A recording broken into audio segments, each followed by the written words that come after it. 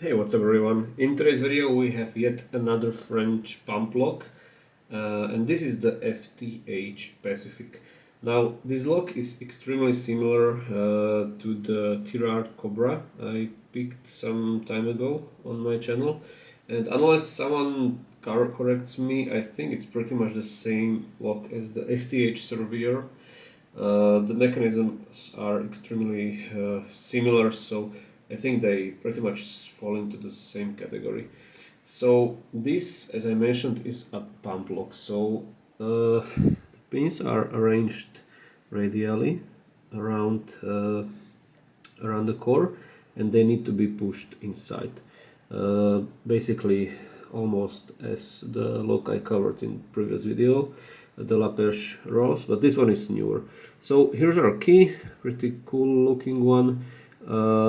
And right away, if we look at the tip of the key, we can see that we have some cuts for different depths, and these represent how deep a slider needs to be pushed.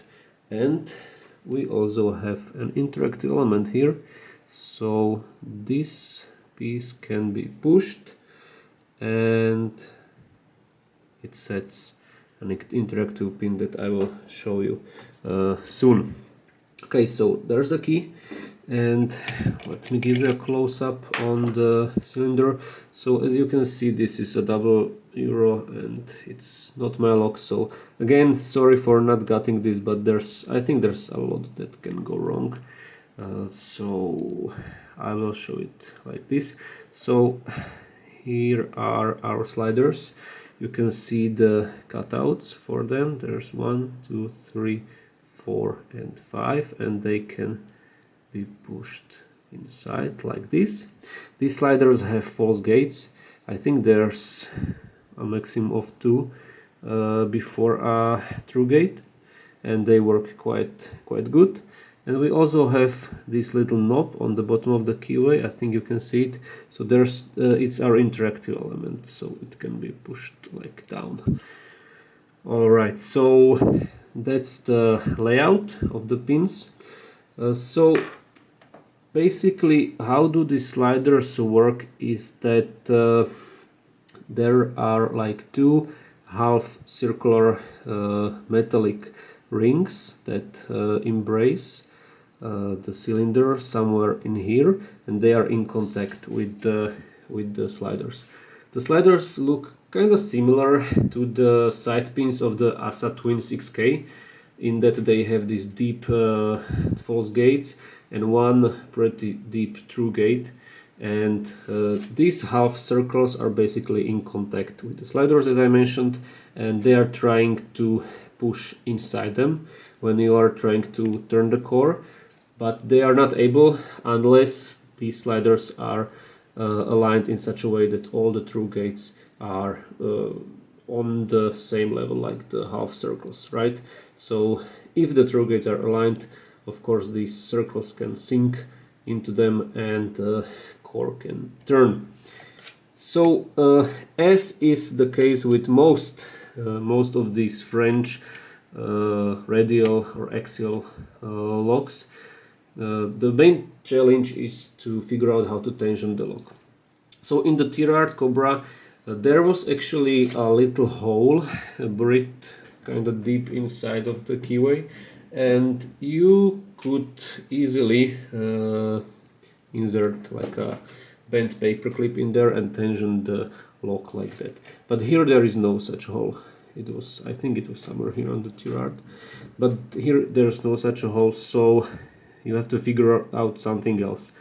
And what you can do is, thanks to Mr. Yom, the French lockpicker, who basically found out about this, there is like this Z-bar with a triangular cross section from the Banggood Z-bar set that fits inside of the keyway, and I think he mentioned that he was tensioning the core of that interactive element, but what I found out that if you look even deeper, maybe you can see it, somewhere in the back of the keyway there is like another knob. I think it's a part of the actuator, and if you angle this Z-bar correctly, you can sort of get wedged in there like this, and then you have tension, and you are tensioning it off this actuator.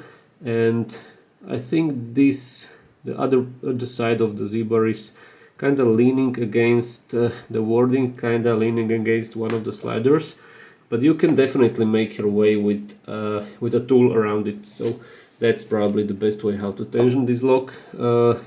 To pick the sliders I was using this short hook, but again, anything pointy and straight enough can be used, so I will leave it up to you, but that's what I used and that's what worked for me. In terms of actual picking, again, the jiggle test is basically your best friend here. You are testing all of the sliders for movement. A slider that has no movement is binding, needs to be pushed. You can overcome some false gates. You may overcome some false gates, and as soon as it's set, it will have a very distinct range of motion in and out. What's important as well is to make sure that all of the sliders are set as much as possible before you move to another one, because if you fall into a false set and some of the sliders you picked before is still on a false gate, you will probably not be able to push it out of there because these bite pretty hard. Alright, so without further ado, I think it's time to get this lock picked. Alright, here we go. Key works. So the most important thing is obviously to insert this tensioner right, because if you don't, it can either block your sliders or it can slip out. And sometimes it's just not going in there. I don't know why that happens. I think I'm leaning towards, yeah. Oh. Okay, let's try the other end.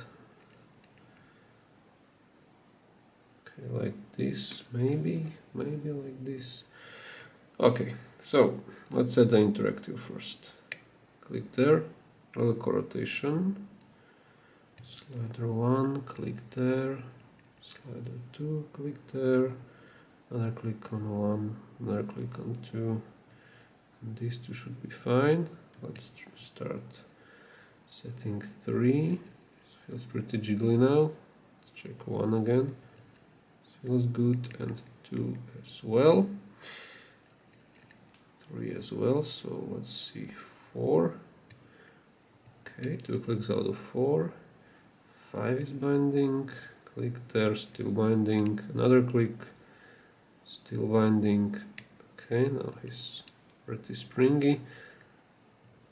Little click on 3, checking 1, feels good, so that's 2, 3, 4, 5, little clicks on all of these 3, another click on 3, little rotation, 4 is I think set, 5 is set, so is 3, so